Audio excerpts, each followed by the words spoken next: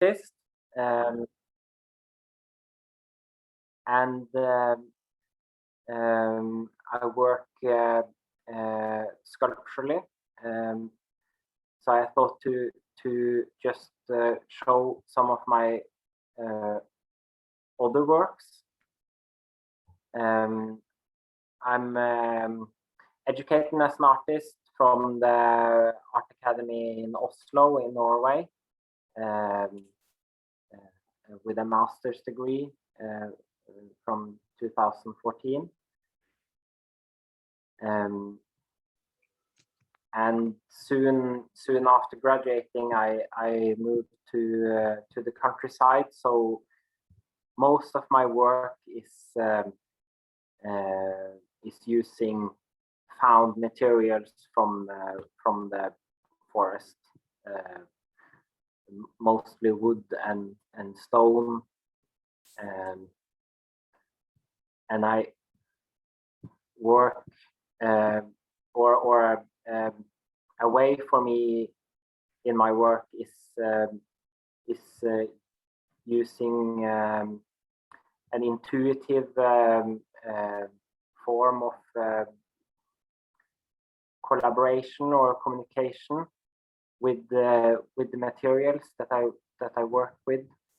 For example, this piece where I have been trying to let the wood guide my my knife while I've been whittling on it.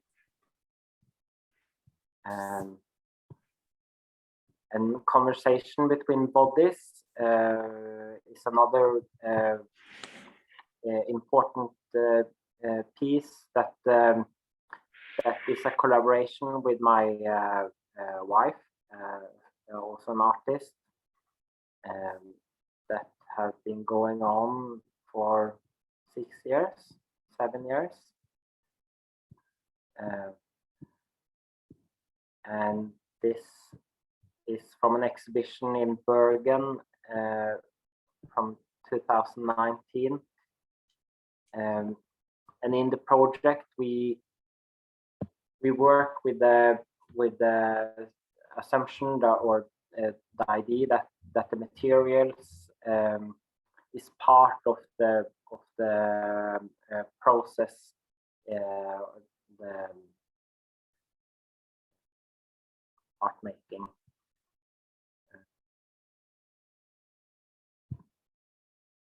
And it's very much about in a way communicating without verbal language or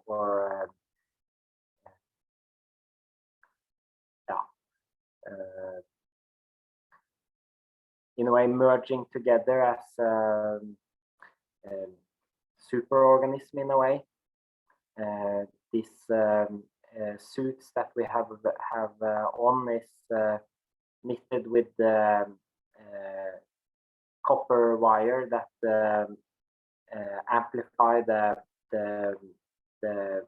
biosignals that our bodies produce and sends it to the other person, so that we can feel each other's bodies.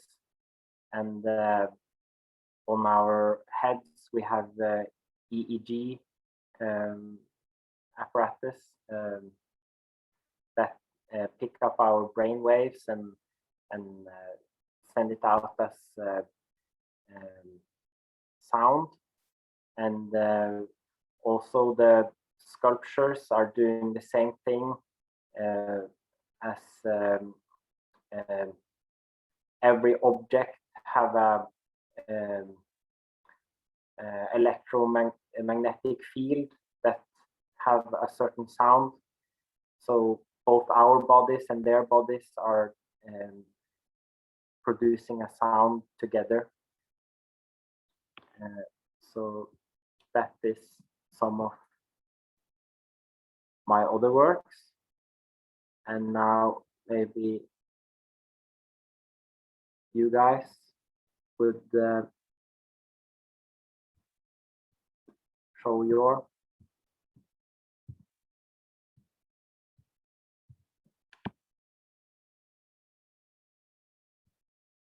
yeah.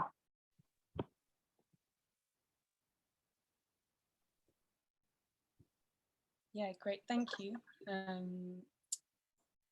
That's really nice to see your work, and I think we can.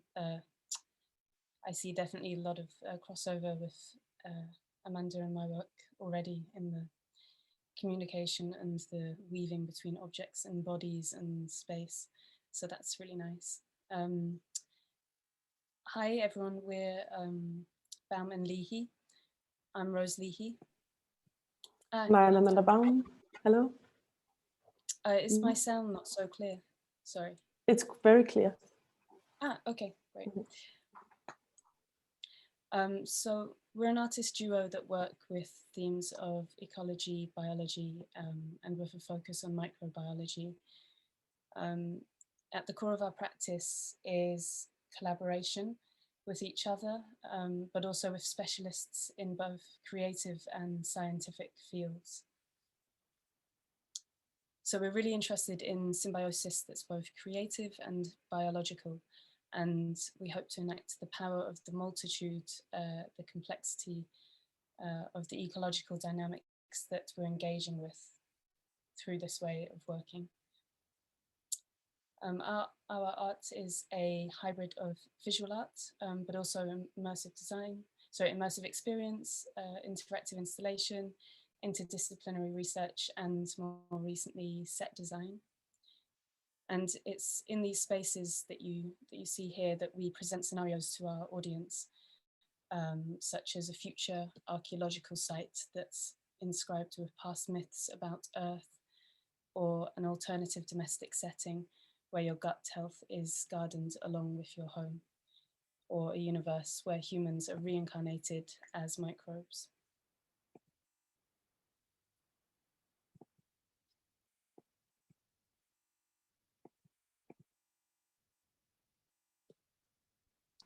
There we go.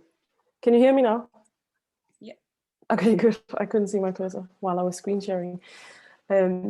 So within these worlds, we meet our audience and invite them into the concepts and research through performative interactions, often using the frameworks of sensorial meditative ceremonies and remediation rituals.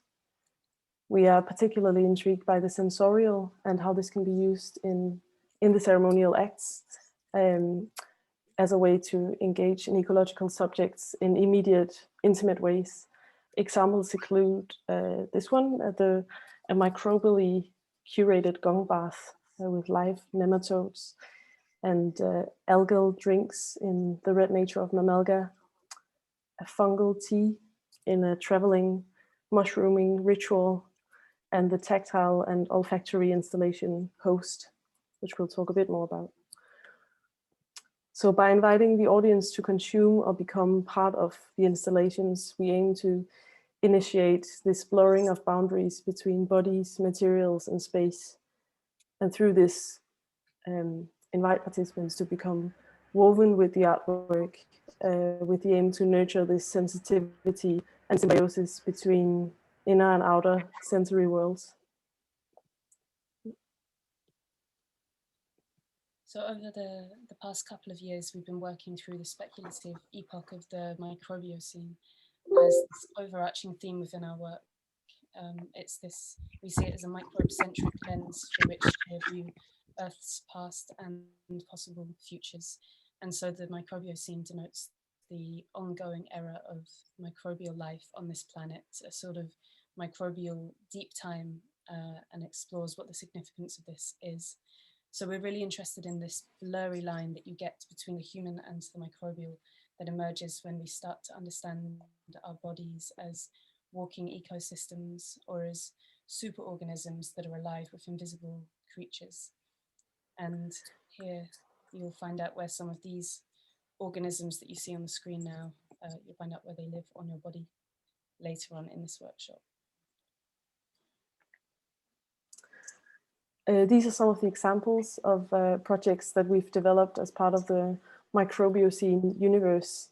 The first one is Microbiocene Ancient Ooze to Future Myths, which presents a scenario where an imagined future civilization has shifted into the mindset and materiality of this microbial deep time. And Host envisions a future microbiome rewilding sanctuary in your home.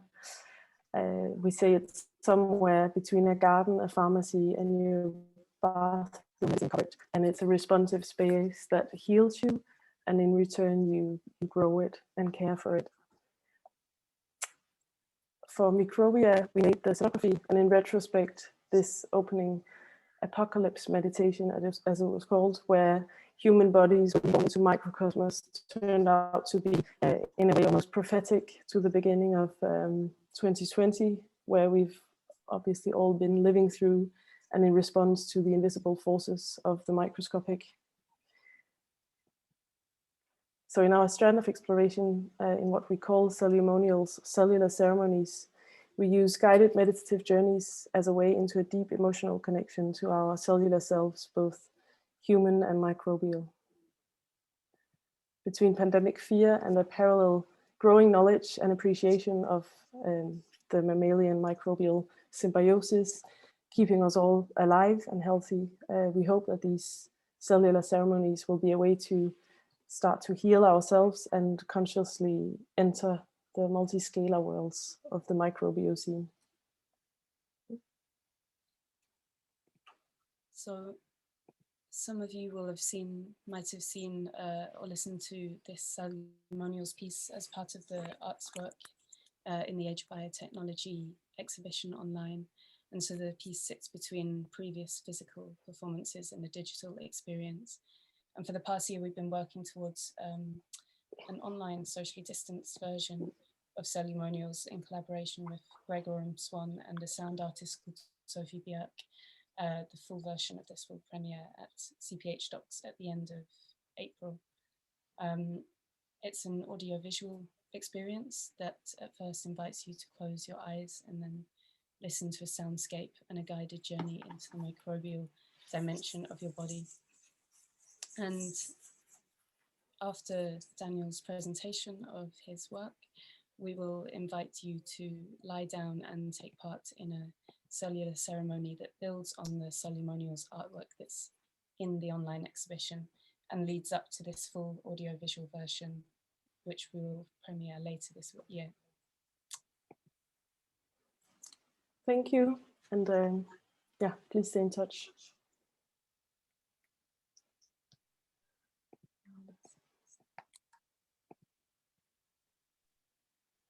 Okay. So I thought that I should do a little show and tell about my project, and I've arranged sonification of the biosignals that I thought that we could listen to, a sort of meditation, which have been how I started to work with the plant.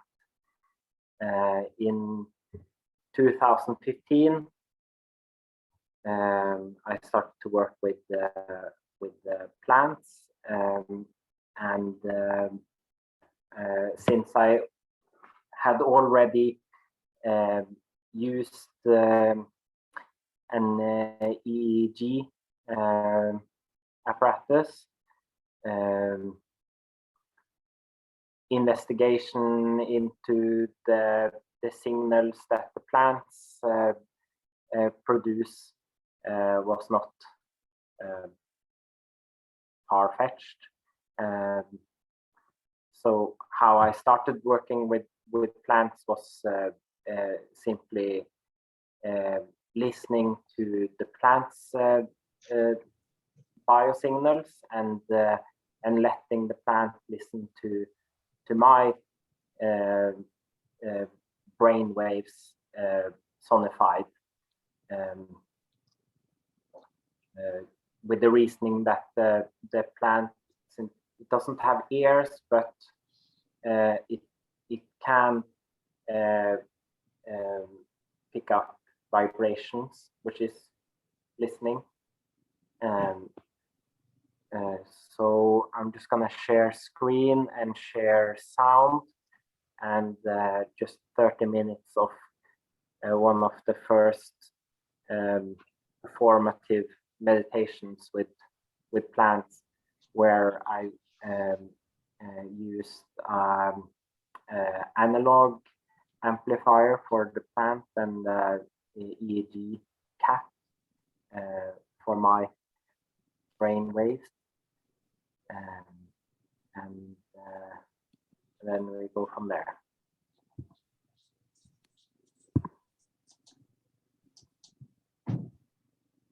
And share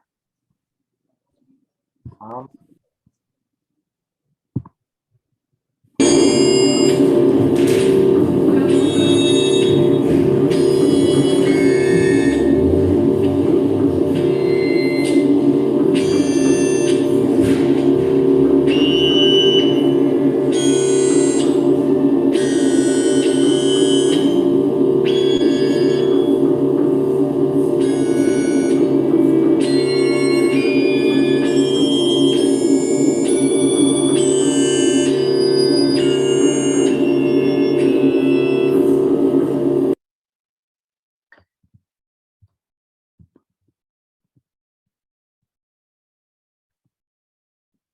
Can you hear me? Yeah. So I worked in this way to other than spending time with the plants and getting a feedback from their physical bodies, meditating with their sounds, and working intuitively on the response that I got from the plant, and my reasoning was to, on behalf of me and the plant, making these sculptures, but that it is a collaboration where we both have an input, but that I am the part that is physically able to produce an output of it. So here's some sculptures out of that collaboration, and also here is some examples of that. And then I thought to talk a little bit about or just show the different iterations of the project, because soon after this sculptural production, I thought that it would be easier if we could be on the same time scale. At least for me, it would be easier for the collaboration, and that I could use the biosignaling not only as sonification, but also for the plant to move on the same time scale as me. So this is documentation from exhibition in 2018. Tried out different. I think about the robotic parts as prosthetics for the plants. So it's robotic prosthesis, prosthetic legs for them, and ended up with this type of configuration. And or later on, I've been sticking with this configuration because it have new iteration after that. But for this exhibition, I also invited a sound artist to work with the plant's biosignals as a participant in the sound piece that he was making, and also I invited a video artist that worked with analog video to use the plant signals as part of his video work. So I am going to show a little video documentation from that exhibition, just for you to get a glimpse of those outputs also.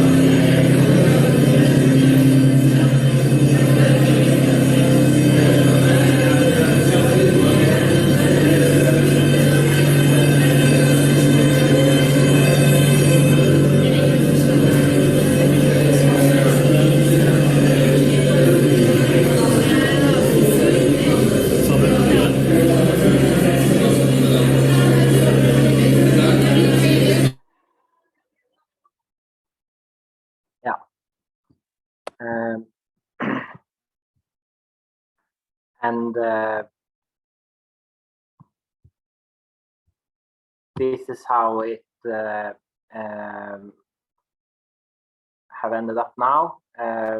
This documentation from Metamorph Digital Wild, a biennial for art and technology in Trondheim in Norway from last year.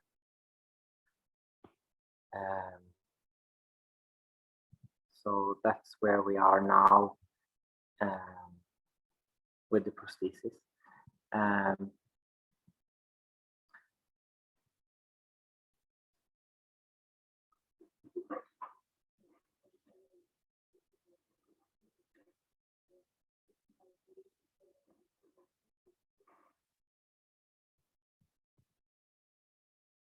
And all my code and circuits are online at GitHub,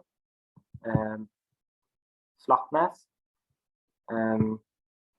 And even though it says in the byline that I'm an artist engineer, I'm really just an artist and just educating as an artist. But I self-taught, self-learned from internet and using a lot of professional help. For example, this motor control software is made together with the programmer from the Philippines, and you can see how the prosthetic parts is built and how the software works if you want to make your own or look into how the code works. And I also, for for example, this is a circuit that I paid, what is that, $3,000 to be made by an electrical engineer for the biosignals to be as precise and correct without noise as possible. This is also free to use. You can download all the files for printing your own circuits from GitHub. But after doing this for so many years, I discovered that, or realized that for me it is more important, or I realized that my job is to be an artist and ask questions and provoke thoughts, and not really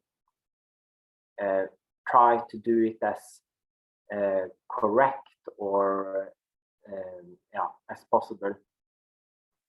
So in the end, I'm using a cheap amplifier from a Chinese online store. But if you want to use this amplification board, it's a very scientific way to go about it. So for the how it works is that I recorded data sets with biosignals that the plant is producing, a lot of signaling, like when we are reaching up with our hand, the brain tells the hand to move and produce the biosignals to do that. And the same goes with the plants, that the plant experience, for example, sunlight, and tells the leaf to move towards the sunlight. So it's producing a lot of biosignals, and I'm using ECG surface electrodes, which is basically just conductive sticky patches. And I've tried the more scientific way to do it is maybe with the needle electrodes, but then the plant would react to the wounding, and it wouldn't work with having it like that for days and days in an exhibition setting, or like I have been working with it in my studio and having it on all the time. So I've been using surface electrodes because it picks up some, but not all of the biosignals, and that may be enough for getting a response. And how I've been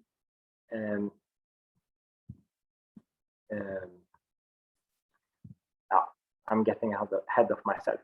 I recorded signals from a baseline where there's no external input, and then a light source on one leaf while the other leaves are covered, with the thinking that it will reach towards the light. And the robotic prosthesis is looking at the biosignals that is live, and when it recognizes that it looks like, for example, the left leaf is reaching upwards, it moves the legs in that direction.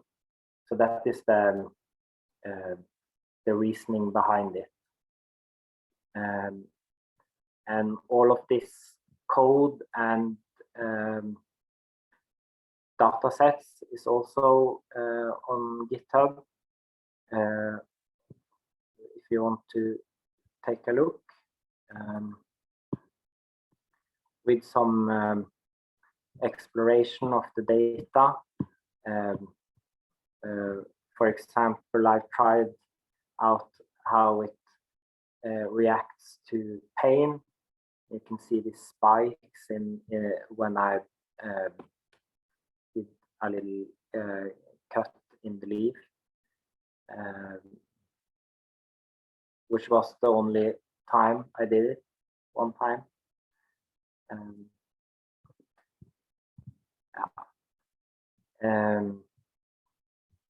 So that the signals that are recorded looks like this, and the number is a voltage representation of the channels that are being recorded, which is the 4 leaves that have an electrode on them. And now I thought we could listen to the biosignals, because you can do a representation as sounds, a sonification of it. So I have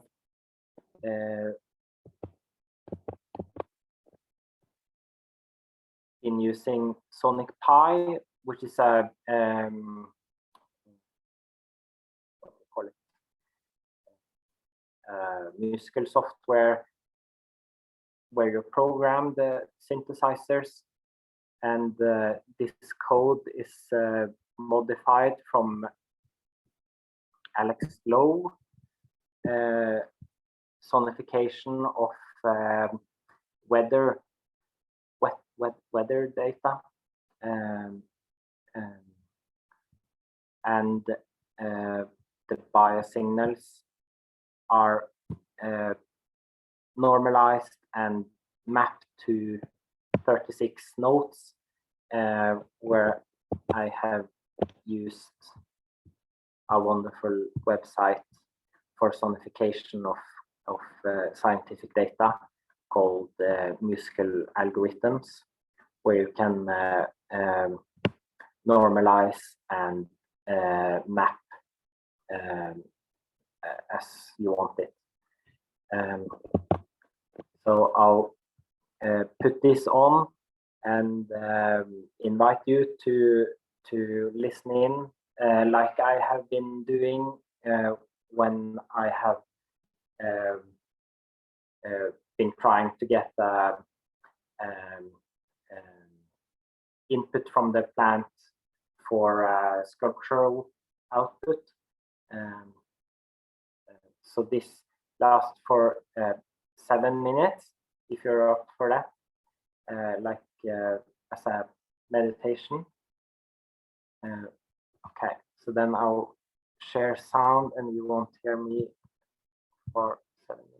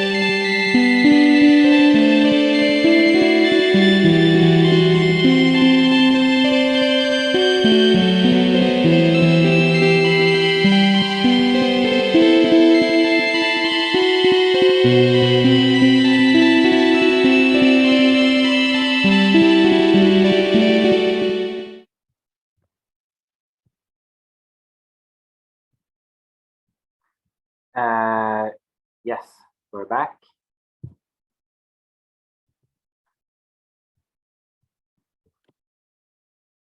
And then I thought about that I maybe got a little ahead of myself with explaining the robotic prosthesis have a computer, a Raspberry Pi that are running a machine learning network that are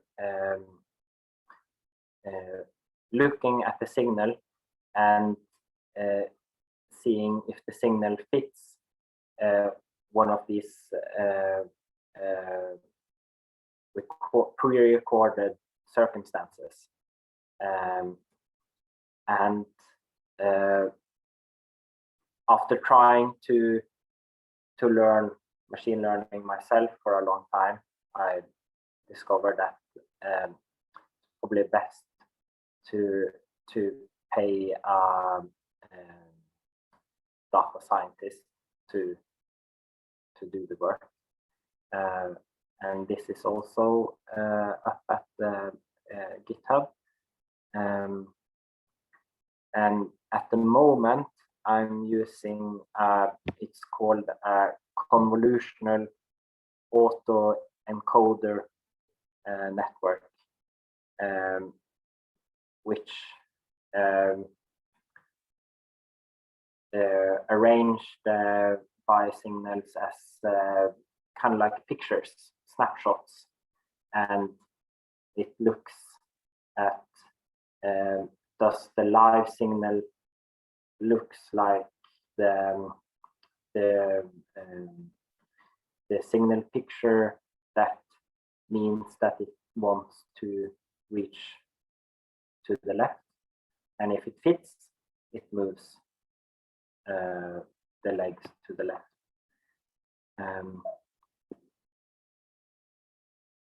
And now we maybe can turn on the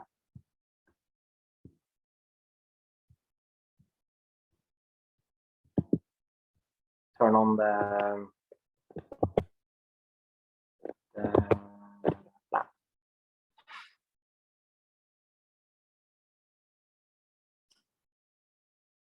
So it takes a little time to start up the species,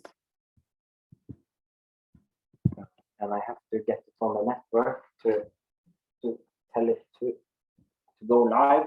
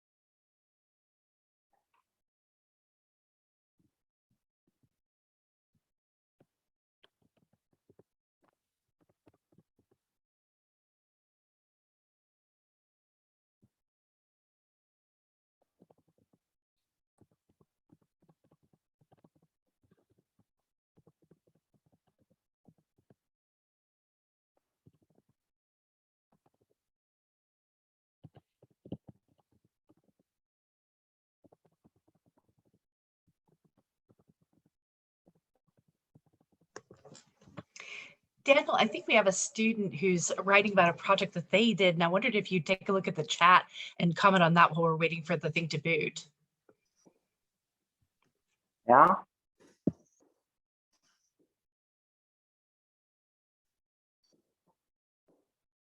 Also, Daniel, I wonder, I know that that Amanda and Rose have a meditation planned as well. And I wonder if we could keep the camera on for the plant so that we could to experience that while they keep going.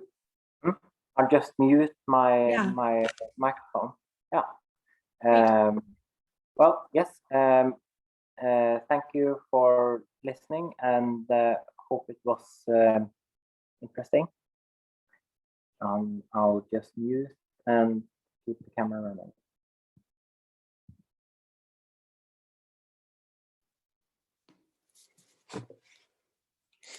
Thank you. That was so inspiring. It's nice to have the plant still moving. It's really wild to look at. Yeah, it's really nice. Great. Yeah. So we will now go on to present our CELLUMONIALS meditation, following on with a sort of different way of connecting with the modern human through this audio work. So prior to this workshop, we sent a selection of meditation masks, and hopefully many of you have them. I don't know if those of you who have them, if you would mind turning on your camera for a bit and just show them. It would be wonderful to see that they've actually managed to make their way across. Yay! The Atlantic. Nice. In Scotland. Okay, maybe it's not maybe you don't usually turn on your cameras. That's okay. But we hope that you have them and you enjoy them, and that you will use them not just for this event, but for daily moments of rest and regeneration. They're filled with flax seeds and lavender, if you wonder. Okay, great. So this, I wonder if we can, is it possible to pin Daniel's video? So we will ask you to now find somewhere to lie down, if you can, for the CELLUMONIALS that we will put on. If you can't, then it's fine to just sit in your chair, maybe with your hands on your legs, and your eyes will be closed for some of it. If you can listen with headphones, it's great, and the whole experience is about 23 minutes long, so it's a good time to go into yourself and reflect as you are guided through the microbial dimension of your body. When we're ready, when you're ready, we're gonna share the sound through Zoom. And the beginning, I think 3 or 4 minutes is before you close your eyes, so that's a good time to watch Daniel's robot. We hope that you relax and enjoy the experience, and then afterwards we will come back and just share a little bit our experience of that, and then go into question and discussion with you all and with Daniel.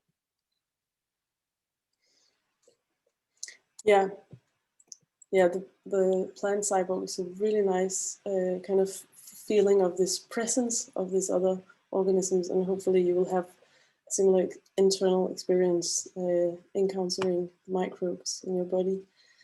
And a little practical note: take a blanket if you have one, because you might get cold from lying still. Now I'm just gonna say share sound, and hopefully that will work. Do you hear this?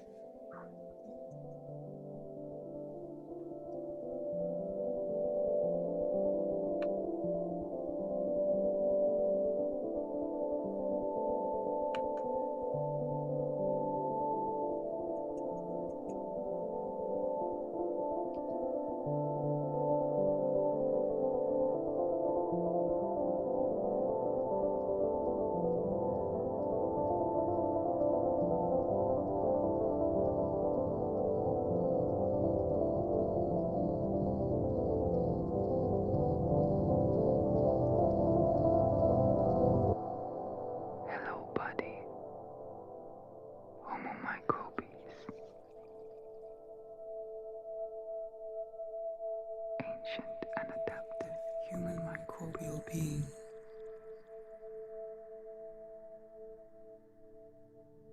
Some of us human, some of us bacterial,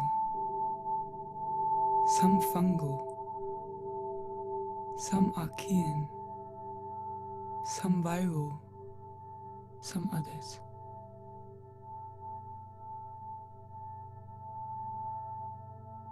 We come together, all now to become both one and many, to dissolve into our multitude.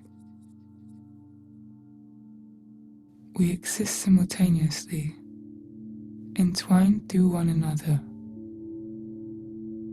an infinite family of odd kin and kindred strangers, crystallizing through a myriad of bodies. This is a cellular ceremony from and to us all. We have been weaving our lives since the beginning. We have been knitting, knotting, sliding, fighting, living, dying, and remaking ourselves into this fleshy, fat mat of molecular exchange.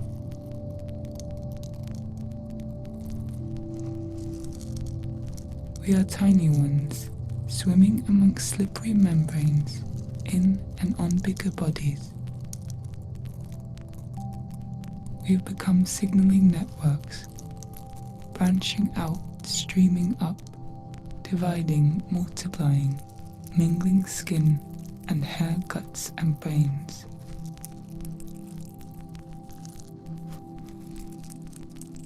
Homo microbes, a chimera with disproportionate limbs sprawling, siblings inside our organs, growing out of one another, cheering each other on,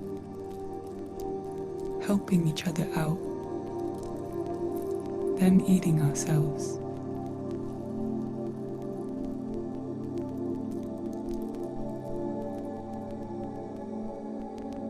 We have been dissolving and reconfiguring across time and through the bodies of the earth.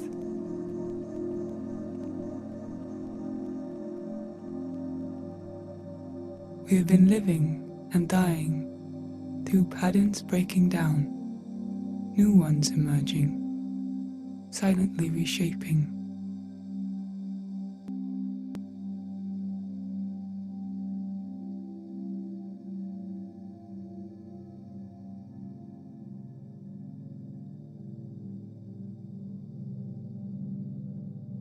We've felt how we're one moving network, entangled, expansive, co-evolving, adaptive.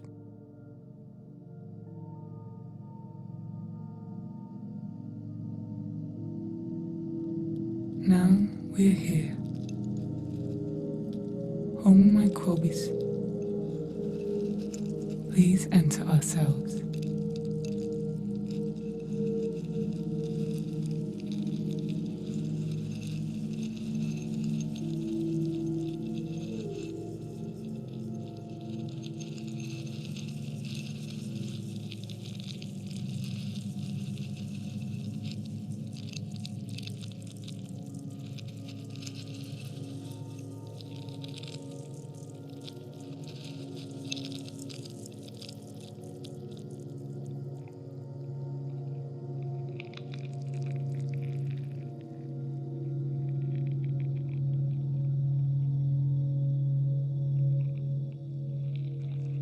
Lie down.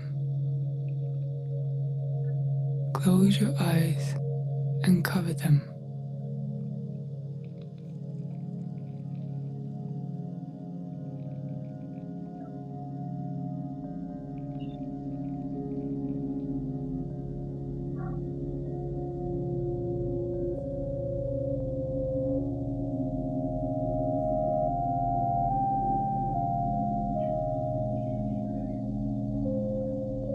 Space the feet apart. Open palms towards the sky. Take a deep breath in and exhale.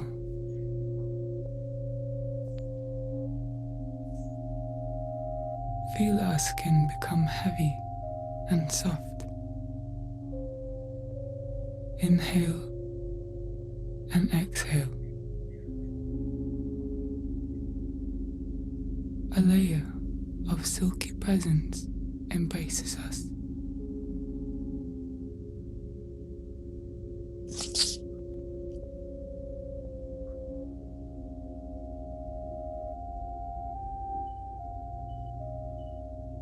Trillions of cells, human and microbial, nestled closely together.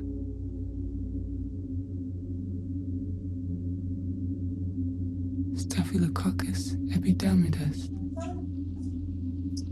bunch of grapes, berries upon skin. Residential or transient, seeking moist, resting in kinship.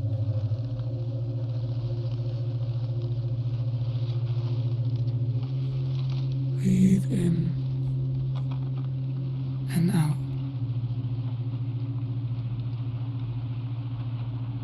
Let attention travel to the face.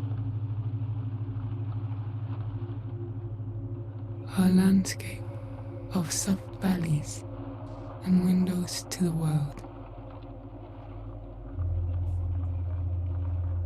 Air moving through the nostrils.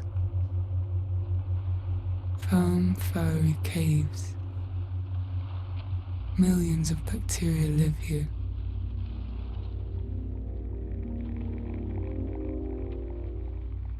Once adapted to the oxygen that flows in and out.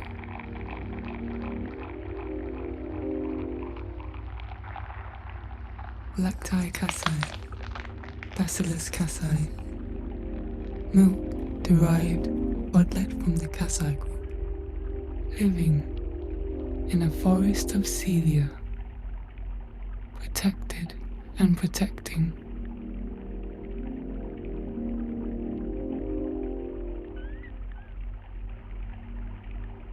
At the spring of the eyelashes, 8-legged micro-animals live in peace and quiet.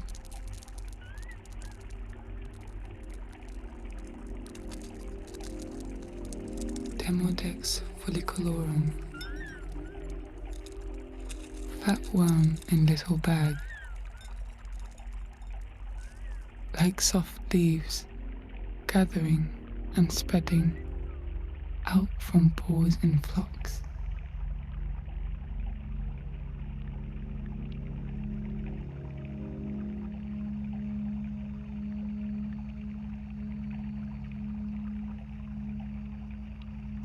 Take a deep breath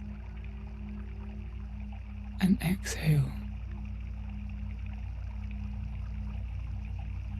Attention moves to the veil of microscopic cells across the forehead, the temples, over the cheeks, mouth and chin.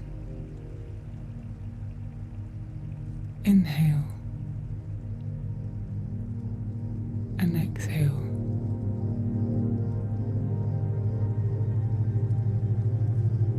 Letting our skin relax. Warm air on our gastrointestinal portal,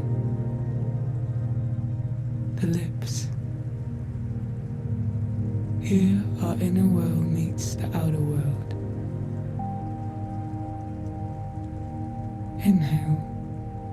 New microbes travel with the breath. Exhale.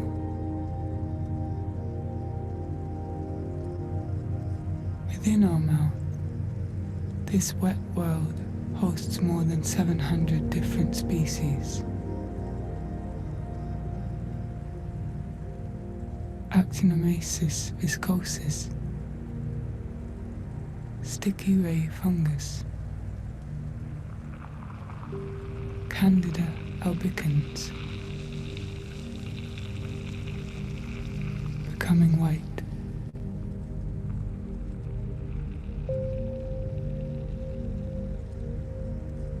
We have been evolving here since birth. Others are new and passing. Breathe in and out.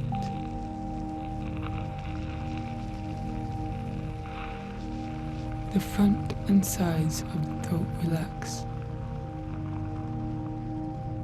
and down along the neck, the shoulders, the chest, Streptococcus pyogenes, twisted chain of berries making pus.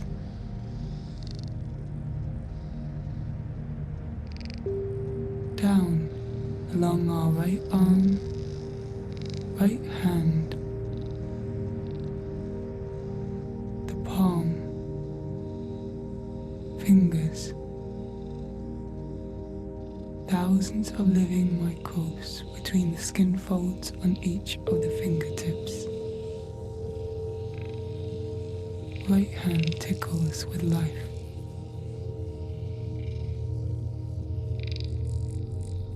Inhale and exhale. Attention travels to the left arm, forearm, palm.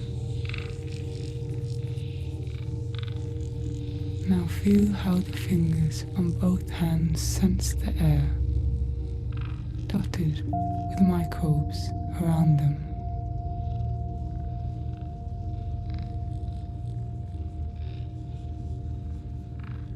Take a deep breath. Lungs expand. And exhale. Relax. Listen to our heart.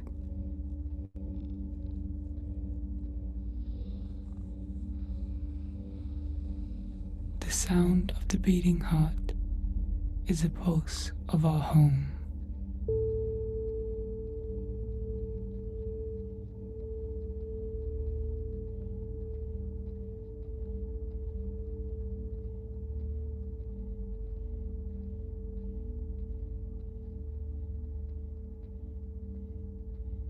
Breathe in all the way down into our gut. A trillion city of human epithelial and dendritic cells, bacteria, fungi, viruses, bacteriophages, and others. Tentacular, rod-shaped, spherical, spiraling, spiky, quick, or dwelling.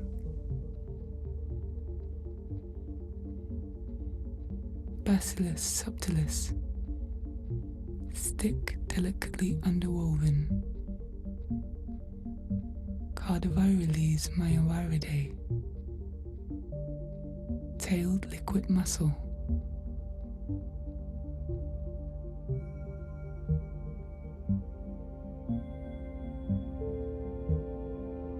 Our gut is a galaxy where microbes are more abundant than stars. Inhale and exhale.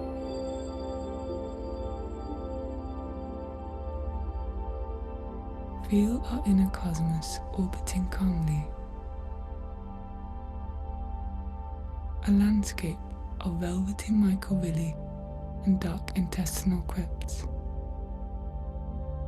co-evolved over eons to host both human and microbe.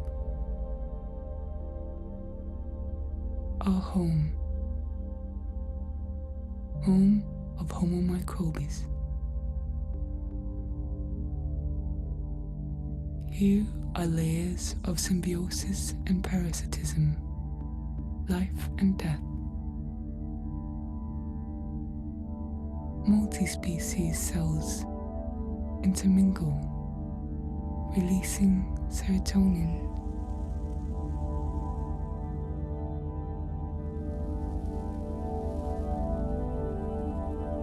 Feel the calm, warm energy as these chemicals emerge. Signals from the gut flow to the brain, up along the tendrils of the vagus nerves, plaited through our vertebrae, reaching up to the brain and releasing once again, traveling back down to all parts of our body. Every cell on the left hand, right hand, left foot, right foot, both legs, arms, upper body, head.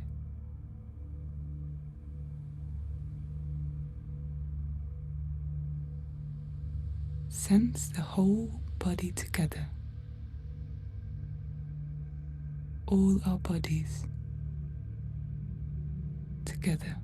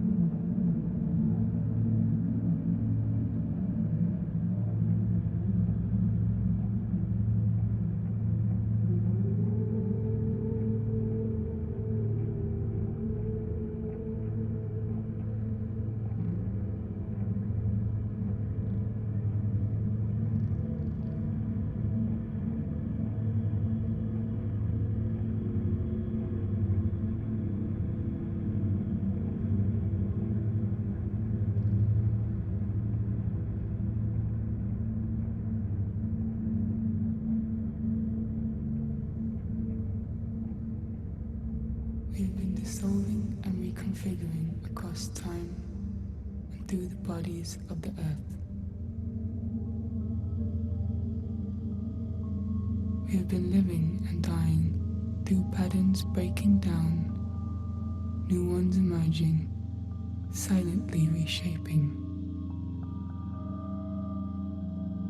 We have felt how we are one moving network, a living ecosystem of macro and microscopic processes, entangled, expansive, co-evolving, adaptive.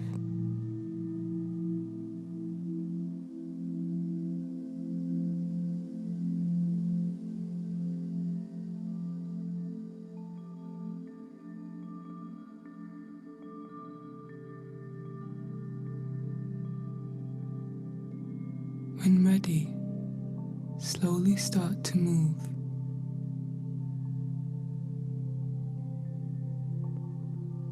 Suddenly wake up the body again.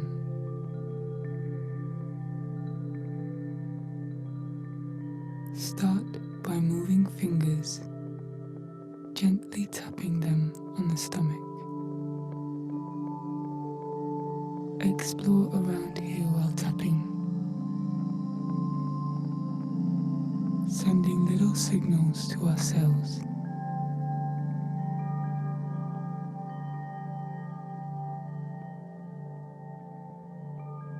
Now, rest the hands on the belly.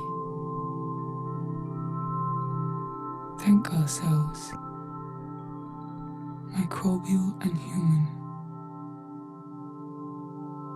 ancient and new, for dwelling here together.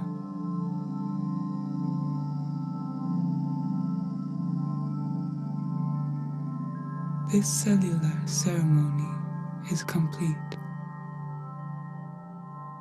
and our assembly of Homo microbes goes on. Lie here as long as it feels comfortable, and when ready, uncover and slowly open our eyes.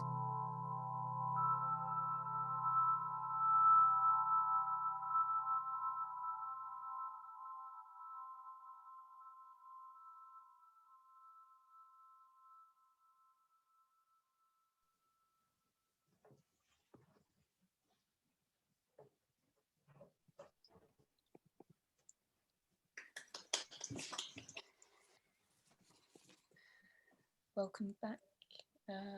We hope that you enjoyed that, and that was a good experience for you and your microbes.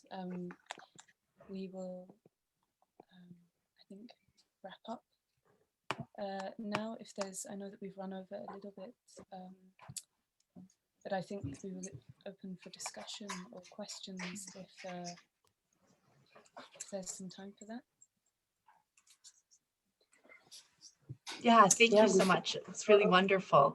Maybe it's nice just to open the floor to questions for both sets of the artists. Since we're out of time now, we'll probably lose some students, have to move on to the next class, but it'd be great to give a moment for people to ask you some questions. We really appreciate the presentation. It's so multidisciplinary. I mean, you could make just a list of all the possible angles that people might come to you with questions, but so maybe we'll just open the floor and let people ask away.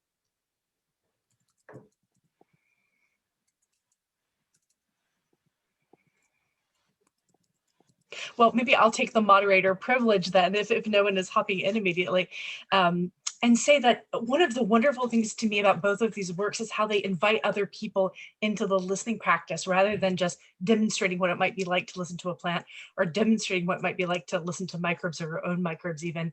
It says, hey, kind of anybody can be a part of this listening practice. Let's kind of open things up. And at the same time, I am sure that there's an expertise that comes with having done ceremonial ceremony many dozens of times, or spent many, many hours trying to listen to the plant. And I wonder if you both groups might comment a little bit on what you think you've learned by doing this in an iterative way, kind of again and again, as opposed to what I might have gotten from watching the plant move about the floor, or from doing the ceremony on the one occasion. Should I start, or do you guys have? I think what I have discovered is that getting to know someone or something takes time, and the time that I just spend with the plant is important to get to know it. I think about I just became a father, and for the first time, and the baby is clearly communicating, but it can't know what we are trying to say, and vice versa. But spending time together, we kind of come into a sync in a way, like we're I see it like we're in a picture way, vibrating in and by spending time together, at some point we are matching each other's vibrations, if you see what I mean. But yeah, that was my answer.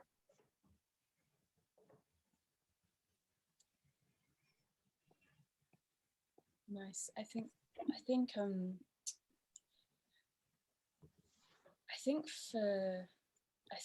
I can speak sort of both of us, and when I say that I think that doing this many times has really been a way of becoming much more aware and thinking about on a day-to-day the species that are with you all the time. And I think that this is of course the aim with the work, but repeating it over and over, you do have these moments, these almost sort of like ghostly moments where you are, you know, I feel like I sort of stop in my tracks and, you know, really think about the sort of superorganism that you are, and have this moment, I guess, of dissolving away from this feeling of being an individual and suddenly feeling so full and like a multitude. And I think, yeah, that's sort of the aim, I guess, with this work. But that would be what I've definitely taken from it.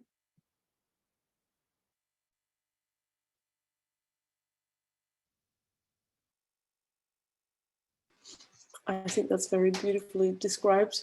That covers it quite well. I had this very wonderful experience also while listening and meditating with the plant sounds, and that there is this sense of longing in a way as well, that there is this kind of impossibility, of course, of being inside this other organism sensorium, but it's kind of like a lifelong love story where you really want to understand this other entity, and I guess that's the kind of the creative and energy in it as well. Yeah. Do we have other questions that people would like to pop in and ask a question?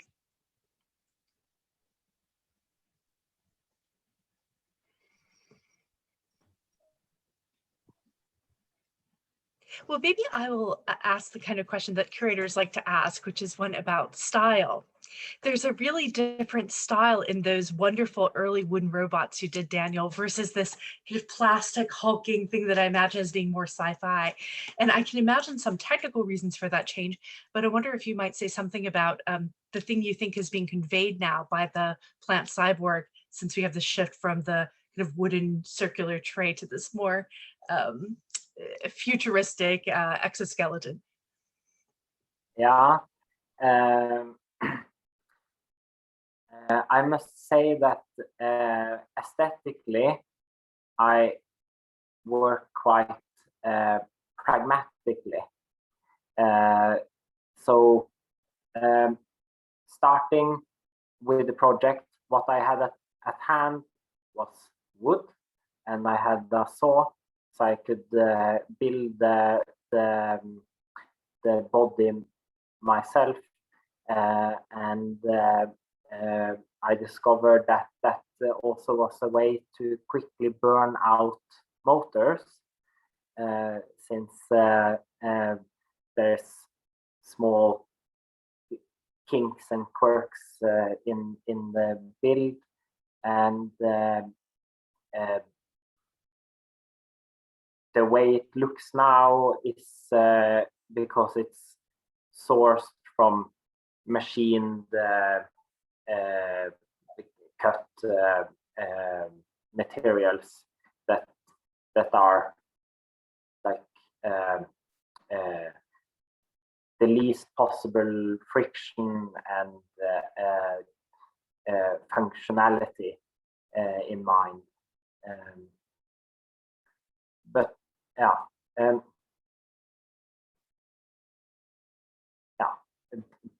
does that answer your question? Yeah, it's very interesting, like how these things come together and what the new things are that they project. And maybe I could go back for the same sort of question to Baum and Leahy, that is that I find the things that you do very fantastical, that it's an imagined world of what the microbe is, or indeed many of your other works too, where somehow bodies are made small. There's an issue of scale, but there's also an issue of a kind of fantastic or smooth kind of microbe, that kind of imagine the microbe of this thing, or the kind of lovely backgrounds you have there. And I wonder if you talk a little bit about the way that your work doesn't emphasize, I'm projecting onto you, so please correct me, a realism about what these things look like, and instead is about an imaginative space that asks you to understand what it does.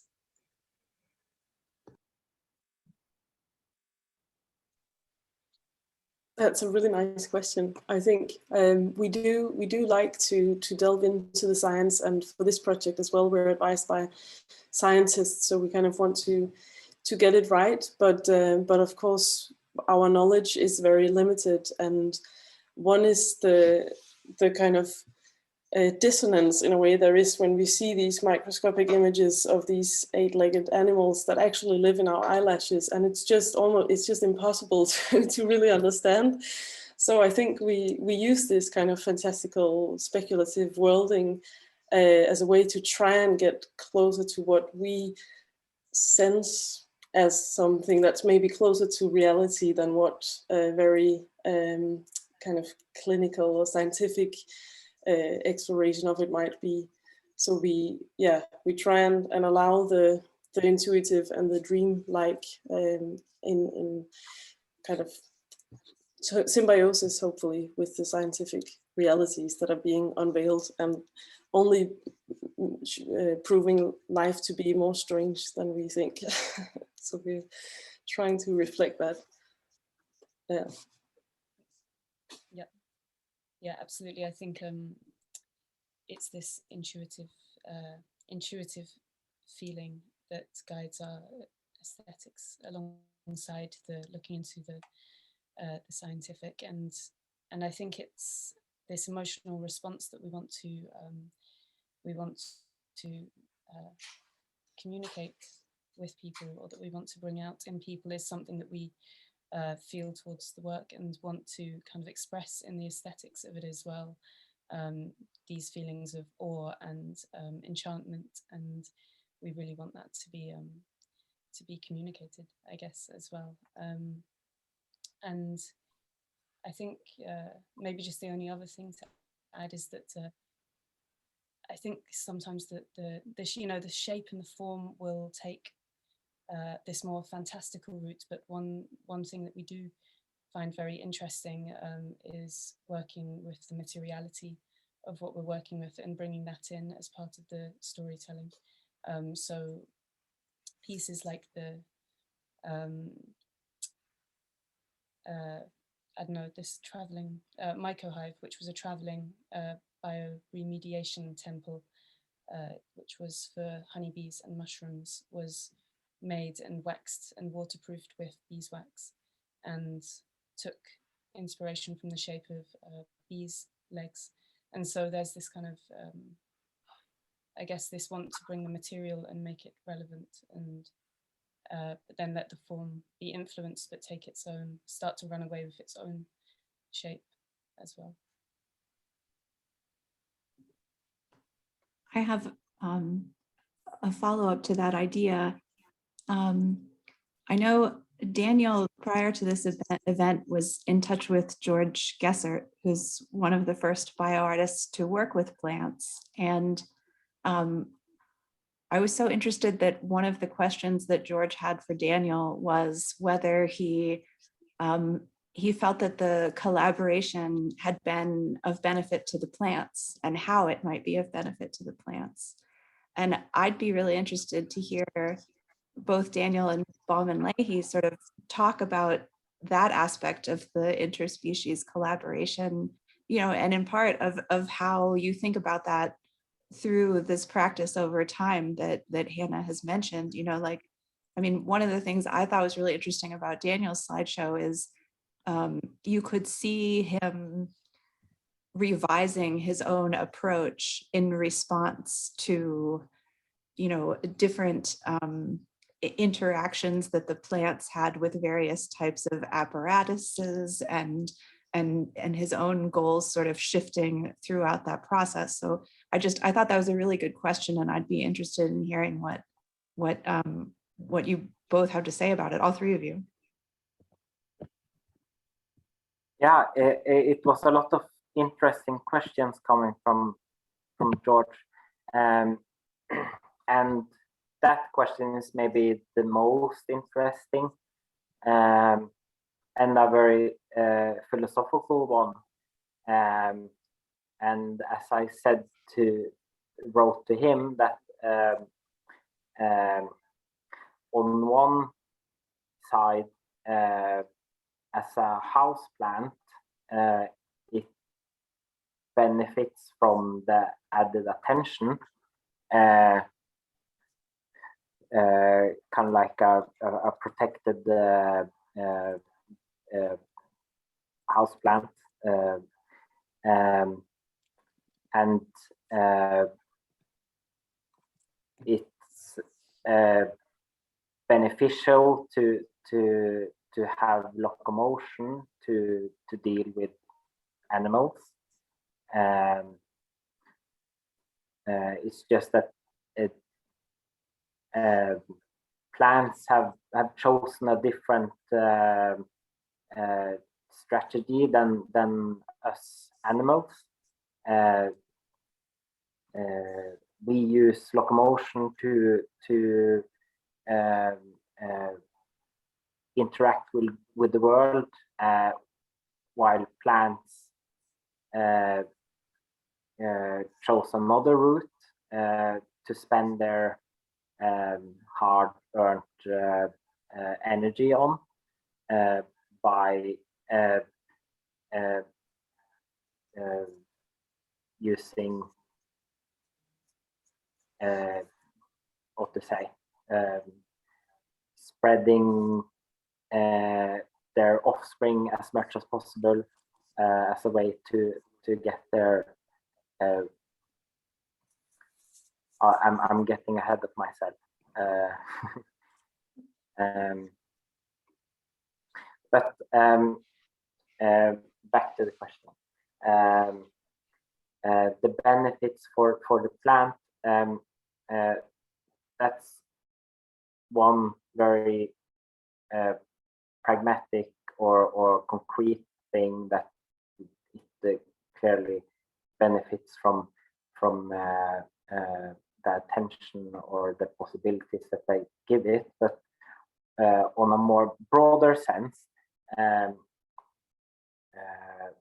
I was listening to a lecture from Bruno Latour, and he pointed out that we have to spend time with nature to get a relationship with it, and that's I think it's a very important point, that you could send as much money you want to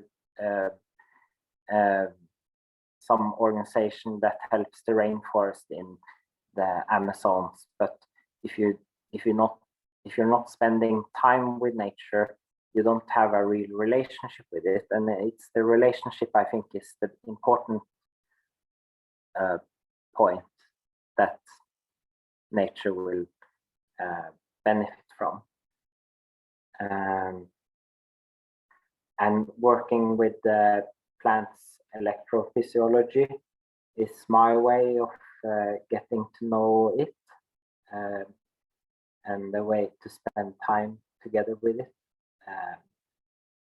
to appreciate its multitude of shapes and textures and colors that I wouldn't have noticed if it was just sitting in my window, just being a plant like any other plant.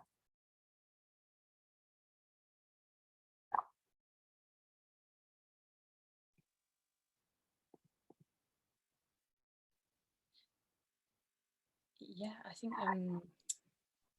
think this is a really interesting question when you're creating works like this that are engaging with the more than human in some kind of different way is who's it for and who's benefiting. And this is a question that we love to sort of check in with as we're doing projects, and really think about what who it's for. And one of the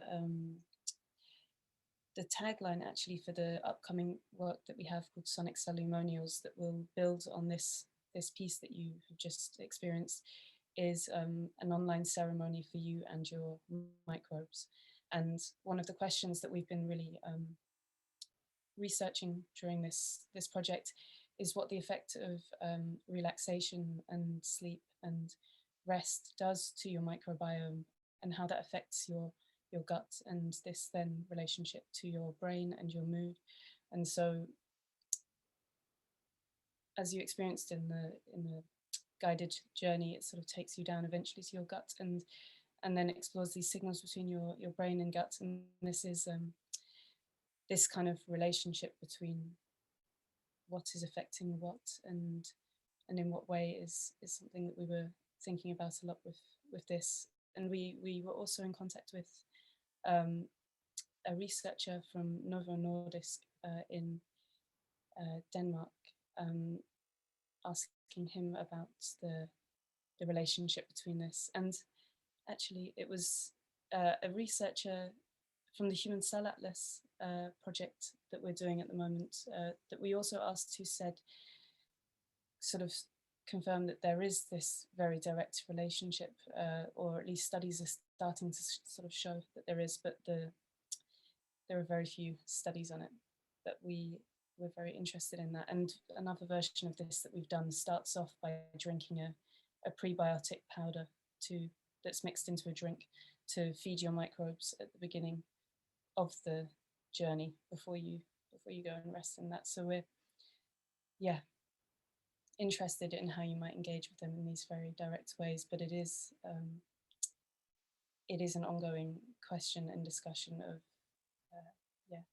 who it's for, and if it can be more and more for the organisms as much as it is just also for us. Yeah, do they care? We don't know. Yeah. But this might make us healthier ecosystems and homes for them to live in. Very central question. Well, maybe that's a lovely central question to kind of lead things out on. This was such a wonderful occasion to have the three of you together. We really appreciate it. Yes, thank you so very much. It's been very inspiring to see your work as well, Daniel. Yeah, and that, Ditto, thank you for the opportunity. I wish we had sent you one of these in advance. Let's. We're not in a hurry. Maybe I can